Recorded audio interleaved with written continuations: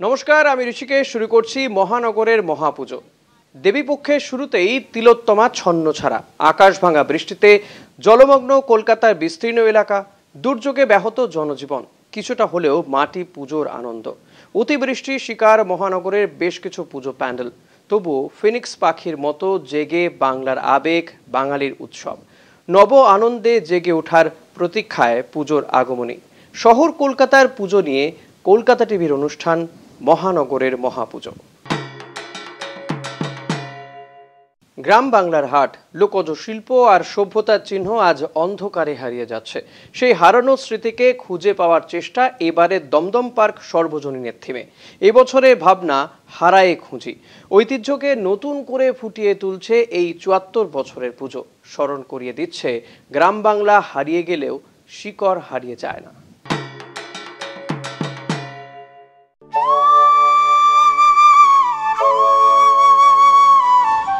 দূরে দূরে গ্রাম ১০-১২ খানি, মাঝে একখানি হাট। সন্ধ্যায় সেথা জ্বলে না প্রদীপ, প্রভাতে পড়ে না ছাট। বকের পাখায় আলোক লুকায় ছাড়িয়া পুবের মাঠ। দূরে দূরে গ্রামে জ্বলে ওঠে দ্বীপ, আঁধারেতে থাকে হাট। মহানগরের মহাপুজো নিয়ে আমি অভিক এই মুহূর্তে চলে এসেছি দমদম পার্ক সর্বজনীনের পুজো মণ্ডপে। ৭৪তম বর্ষে এবছর তাদের থিম হারায়ে খুঁজি। আমাদের জীবনে এমন অনেক জিনিস আছে যেগুলো আমরা হারিয়ে ফেলেছি, কিন্তু মাঝে মাঝেই সেগুলো খুঁজে পেতে, ফিরে পেতে ইচ্ছে করে। তেমনই একটা জিনিস আমাদের জীবনে হারিয়ে যাওয়া হাট। সেই হাট কিভাবে সেজে উঠল দমদম পার্ক সর্বজনীনের পুজো মণ্ডপে, চলুন দেখাই আপনাদের।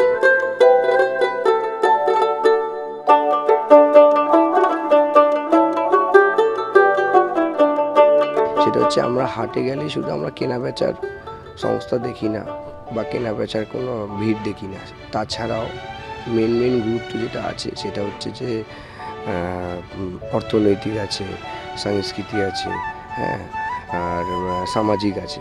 এছাড়া আমি আরেকটা দিকে ভাগ করি, সেটা হচ্ছে পরিবর্তন।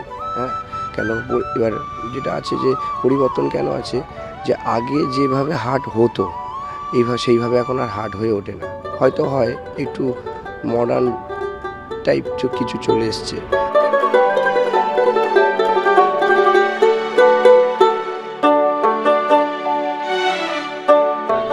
এটা দমদম পার্ক সার্বজনীন বহু বছর ধরেই করছে, কারণ নতুন প্রজন্মকেও সামনে নিয়ে আসতে হবে, তো তাদেরকে তো নিতেই হবে।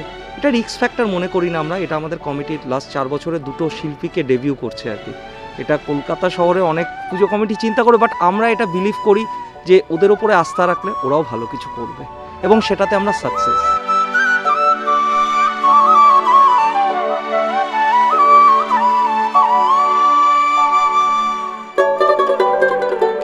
বর্তমানে বিশ্বায়নের যুগে সমস্ত কিছুতেই লেগেছে আধুনিকতার ছোঁয়া। আমাদের জীবনযাপনেও তার প্রভাব পড়েছে, আর সেই আধুনিকতার ছোঁয়ায় অনেক কিছুই হারিয়ে গিয়েছে জীবন থেকে। এখন আর হাট দেখা যায় না, তার জায়গায় চলে এসেছে বড় বড় শপিং মল, প্লাজা, মাঠ। কিন্তু পুরনো দিনের সেই হাটকেই তুলে ধরা হয়েছে এবছরের পুজো মণ্ডপে। কেমন হয়েছে সেই হাট, কি পসরা সাজিয়ে বসা হয়েছে সেই হাটে, কিভাবে সেজে উঠল পুজো মণ্ডপ, দেখতে হলে আপনাদেরকে এবছর আসতেই হচ্ছে দমদম পার্ক সর্বজনীনের পুজো মণ্ডপে। ক্যামেরায় সুবীর ঘোষের সঙ্গে অভিক নন্দী, কলকাতা।